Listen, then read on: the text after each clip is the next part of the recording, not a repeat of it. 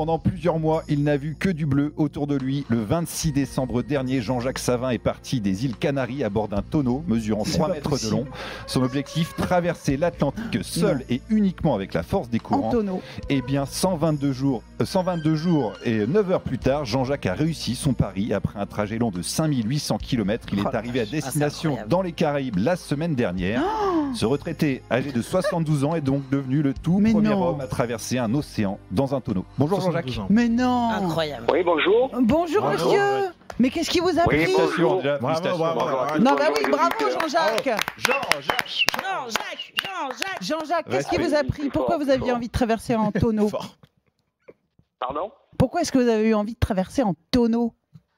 D'abord, j'étais sur la route du Rhum, donc... oui, c'est logique. Eh oui, hein. Ensuite, j'ai une tonnellerie qui m'a sponsorisé, celle qui m'a parrainé. En plus, c'était une vieille histoire que j'avais au fond de la tête du livre d'Alain Bombard, qui avait dit qu'une barrique mise à l'eau au large des Canaries met 3 mois pour arriver aux Caraïbes. C'est vrai. Étant gamin, je trouvais ça, je connaissais pas le principe des alizés, ni des courants, ni la force Coriolis ou autre. Donc j'avais trouvé ça fabuleux. Et puis j'avais envie de repartir et d'une manière un petit peu différente. Alors Jean-Jacques, on va dire à ceux qui nous écoutent, qui sont peut-être un peu plus jeunes que nous, qui tapent Bombard sur Internet et qui voient ce que cet homme extraordinaire a fait. Et quand vous l'évoquez, je me souviens de ces images absolument incroyables où il a traversé sans eau en plus, lui. Il n'avait plus d'eau au bout d'un moment. Bon, 122 jours dans un tonneau, Jean-Jacques, c'est quand même long. Hein. C'est long, mais ça s'est très très bien passé. Voilà, ça s'est très très bien passé. Le plus difficile, ça a été les 8 derniers jours, parce qu'en tout, j'ai fait 130 jours de mer. J'ai retouché la terre au bout de 132 jours. Et c'est les 8 derniers jours qui ont été le plus difficiles pour arriver à trouver un bateau pour se faire embarquer, pour arriver à ne pas arriver sur les récifs qui m'attendaient quelques jours plus tard. Voilà. Et vous faisiez comment pour vous nourrir, Jean-Jacques?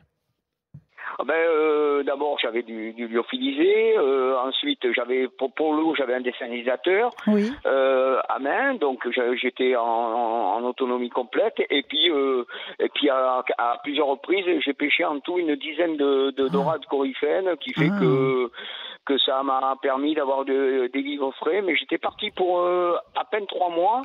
Et en fin de compte, j'ai mis 4 mois presque 4 mois et demi de mer et un bateau de la océanique au bout de 60 et quelques jours, un bateau océanique américain est venu me ravitailler. Ça m'a reboosté. Voilà, et puis j'ai eu aussi il y a quelques jours, 2 jours après avoir passé la ligne qui avait été fixée là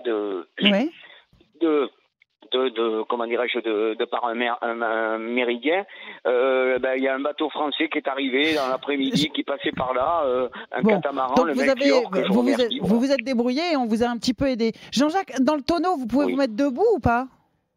Ah oui, j'avais un confort. Rien à voir avec Bombard que j'admire toujours et dont c'est vraiment c'est fabuleux l'espoir. Lui c'est un espoir. Moi j'avais un confort, j'avais te mettre de haut.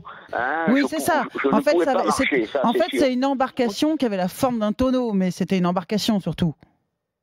C'était une embarcation, mais enfin, j'avais une quille, elle était aménagée. C'était quelque chose qui était aménagé, qui était assez haut, qui me permettait de pouvoir être, comment dirais-je, d'être propulsé par les vents. Et vous êtes où actuellement, Jean-Jacques? Vous avez pu retrouver vos proches? Vous êtes où? Alors actuellement, je suis sur l'île de Saint-Eustache. C'est un pétrolier qui m'a récupéré il y a 3 jours. C'est au nord de la Guadeloupe, une petite île qui fait 25 mètres carrés, qui a 3500 habitants. C'est hyper, qui a un super hôtel, là. Qui a justement, cet hôtel m'a offert gratuitement les nuitées. C'est sympa. Donc, je suis chouchouté. Je suis chouchouté aussi par le club de plongée. Tout le monde s'occupe de vous, on a bien compris là. Vous êtes. Dites-moi, Jean-Jacques, j'imagine que vous êtes fier d'avoir été jusqu'au bout. Je réalise pas trop là pour l'instant. Je crois. D'avoir été jusqu'au bout, Parce que